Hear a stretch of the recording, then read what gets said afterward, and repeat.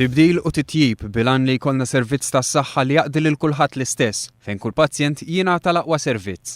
Għaldaqstant qed issir ħidma fuq maħżen ċentrali għall-mediċini f'San Ġwan, strateġija dwar mart rari, strateġija dwar is-Sistema Nazzjonali tas-Saħħa, konsultazzjoni għal tibdil fis-sistema tal-ispiżerija tal-għażla tiegħek u riforma fis-sistema tal-ICT biex tamministra x-xiri u l-ħażna tal-mediċini. Ħabbar dan il-Ministru għas-Saħħa Godfrey Farrugia f'konferenza tal-aħbarijiet bit-tema Malta aktar b'saħħitha, Malta aktar ġusta. Li konna snajda bl-Ingliż a patient-centric healthcare service experience li l-pazjent ikollu esperjenza sabiħa meta jkun qed jieħu s-servizz tas-saħħa. F'din il-konferenza li ttellet fil-maħżen ġdid f'San Ġwan fejn il-Gvern se jkun qed jaħżen il-mediċini, il-Ministru Farrugia nieda white paper li għandha twassal biex min hu intitolat għall-mediċini b'xejn joħodhom mingħajr stennija. Fil-fatt permezz tal-white paper qed jiġu proposti riformi fl-iskema tal-ispiżerija tal-għażla tiegħek sabiex din tiġi semplifikata u mħaddma b'mod iktar effiċjenti. Barra minn hekk il-mediċini se jkunu qed jinħażnu f'dan il-maħżen ċentrali f'San Ġwan u għandu jkun hemm sistema kompjuterizzata li tilqa' fiha l-aspetti kollha tal-mediċini, mix-xiri sal-preskrizzjoni u tqassim. Dwar din il-white paper il-Gvern se jkun qed jikkonsulta mal-partijiet kollha konċernati kif ukoll maċ-ċittadini permezz ta' konsultazzjonijiet pubbliċi.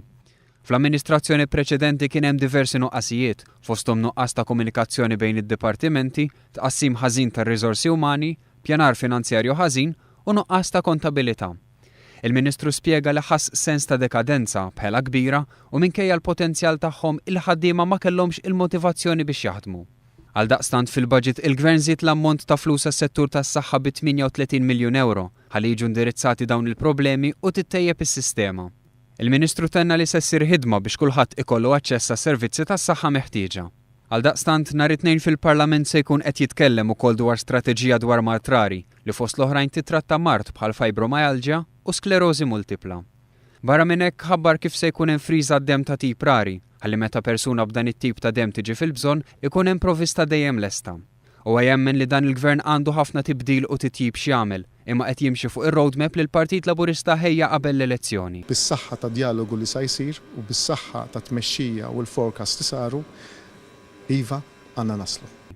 Il-Ministru Farrugia saħaq li bniedem b'saħħtu huwa wieħed li jkun fiżikament, mentalment u soċjalment b'saħħtu u li jkun kuntent fil-ħajja ta' kuljum. Għaldaqstant il-ħidma ta' dan il-Gvern hija mifruxa fuq numru ta' ministeri sabiex l-aspetti tal-ħajja bħal xogħol, servizzi soċjali u l-ambjent ikunu qed jaħdmu jitfit għal ġid tal-persuna u s-soċjetà.